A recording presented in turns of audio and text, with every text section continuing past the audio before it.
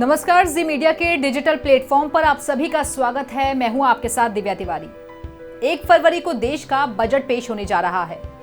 वित्त मंत्री निर्मला सीतारमण ये बात पहले ही कह चुकी हैं कि इस बार का बजट बेहद ही अलग होगा, क्योंकि इस बार बजट प्रकाशित नहीं होगा और सब कुछ ऑनलाइन होने जा रहा है। हालांकि इस बार का बजट आम जनता की उम्मीदों पर कितना खरा उतरेगा, इसके लिए थोड़ा इंतजार करना होगा।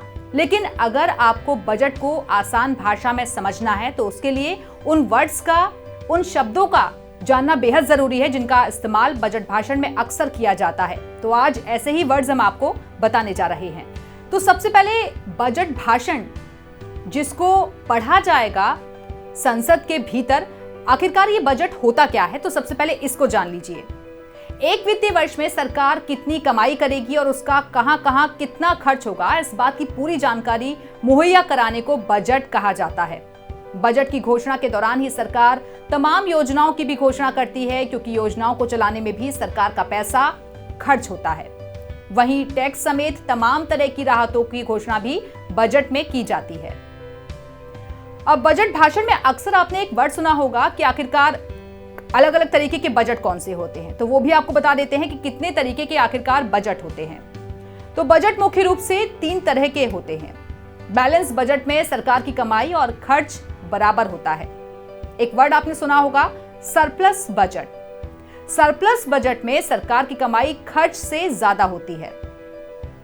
एक और वर्ड्स का भी जिक्र होता है, वो है डेफिसिट बजट। डेफिसिट बजट में सरकार की कमाई खर्च से कम होती है। एक वर्ड जिसका अक्सर बार बार बजट भाषण के दौरान जिक्र किया जाता है वो है वित्तीय विधेयक, यानी कि फाइनेंस बिल। बजट की घोषणाओं के बाद उसे लागू करने तक की प्रक्रिया भी काफी बड़ी होती है।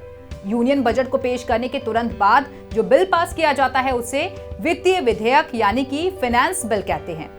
वित्तीय विधेयक में सरकार अपनी आय के तमाम स्रोतों को दिखाती है, यानी कि सोर्सेस को दिखाती है। इन्फ्लेशन यानी महंगाई दर। बजट के दौरान इन्फ्लेशन यानी महंगाई शब्द का बार बार जिक्र किया जाता है। इन्फ्लेशन का मतलब महंगाई दर से है। इसे परसेंट में व्यक्त किया जाता है। महंगाई दर बढ़ाने का आसान मतलब है कि करेंसी की वैल्यू गिर रही है और जिससे खरीदने की क्षमता घट जाती है। खरीदने की क्षमता घटने का मतलब है कि मांग में कमी आ जाती है।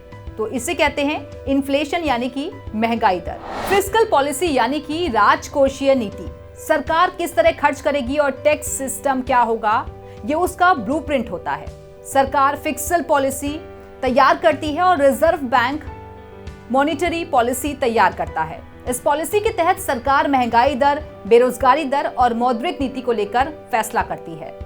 इकोनॉमिक हेल्थ के लिए इसे बेहद ही महत्वपूर्ण माना जाता है। फिस्कल डेफिसिट यानी कि राजकोषीय घाटा। आसान भाषा में अगर समझें तो ये सरकार के खर्च और कमाई के बीच का अंतर है। अगर खर्च सरकार की कमाई से अधिक हो जाते हैं तो उसे फिस्कल डेफिसिट या राजकोषीय घाटा कहा जाता है। रेवेन्यू डेफिसिट यानी कि राजस्व घाटा। सरकार हर साल कमाई का लक्ष्य निर्धारित करती है और अगर कमाई उम्मीद से कम होती है तो उसे रेवेन्यू डेफिसिट कहते हैं। रेवेन्यू डेफिसिट का मतलब सरकार ने वित्तीय वर्ष के दौरान ज्यादा तेजी से खर्च किया और दूसरे शब्दों में सरकार ने जरूरी खर्च के लिए कम से कम कमाई नहीं की। बजट के दौरान एक वर्ड और बार बार आपको सुनने को मिलेगा, वो है जीडीपी। तो जीडीपी क्या होता है, अब ये भी आपके लिए जानना बेहद जरूरी है। बजट और अर्थव्यवस्था के लिहाज से जीडीपी सबसे महत्वपूर्ण शब्द है। देश द्वारा एक वित्तीय वर्ष में कितने वैल्यू की गुड्स और सर्विस पैदा की गई, उसे जीडीपी कहते हैं। खर्च के लिहाज से कंज्यूमर द्वारा, बिजनेस द्वारा और सरकार द्वारा जितनी रकम खर्च की गई है उसे जोड़ने पर जीडीपी निकलती है। बजट भाषण के दौरान सबसे महत्वपूर्ण एक वर्ड आता है, वो है इनकम टैक्स, जिस पर सभी की नजर टिकी होती है। तो सैलरी, निवेश, ब्याज जैसे विभिन्न साधनों से होने वाली इनकम अलग अलग स्लैब के तहत टैक्सेबल होती है। यानी इनकम पर जो टैक्स लिया जाता है उसे इनकम टैक्स कहते हैं। इनकम टैक्स के तहत भी आपको कई तरह के टर्म सुनने को मिलते हैं। अब आपको बताते हैं कि आखिरकार क्या होती है नेट इनकम। जब आप आईटीआर फॉर्म भरेंगे तो वहां शुरू के कुछ पॉइंट्स भरने के बाद ही आपके सामने नेट सैलरी का एक कॉलम होगा। इसे आपको भरना नहीं होता है और ये अपने आप भर जाता है। लेकिन सवाल ये है कि ये होता क्या है। दरअसल आपकी ग्रॉस सैलरी में से जब लीव, ट्रैवल अलाउंस या फिर हाउस रेंट अलाउंस और अन्य लीव इन्वेस्टमेंट जैसे तमाम अलाउंस को घटा दिया जाता है तो ये आपकी नेट सैलरी बन जाती है। अब आपको बताते हैं कि आखिरकार टैक्सेबल इनकम क्या होती है। जब आपकी नेट सैलरी निकल जाती है तो उसमें से आपकी सेविंग्स और डिडक्शन को घटाया जाता है। जैसे स्टैंडर्ड डिडक्शन 50,000 रुपए का कम किया जाता है। आपकी तरफ से टैक्स बचाने के लिए 80C के तहत किए गए निवेशों को घटाया जाता है। आपकी तरफ से दिए गए हेल्थ इंश्योरेंस और लाइफ इंश्योरेंस के प्रीमियम को घटाया जाता है।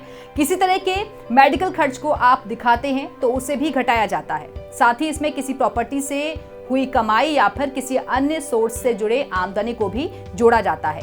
ये सब होने के बाद सीधे सीधे इनकम टैक्स में मिलने वाली छूट की रकम को घटाया जाता है और मौजूदा समय में ये 2.5 लाख रुपए आमदनी के लिए है और इन सब के बाद भी जो इनकम बचती है वो टैक्सेबल इनकम होती है जिस पर आपको टैक्स चुकाना होता है। तो उम्मीद करते हैं कि जो वर्ड्स आज हमने आपको बताया उसके बाद आप बजट को आसानी से समझ सकेंगे। नमस्कार।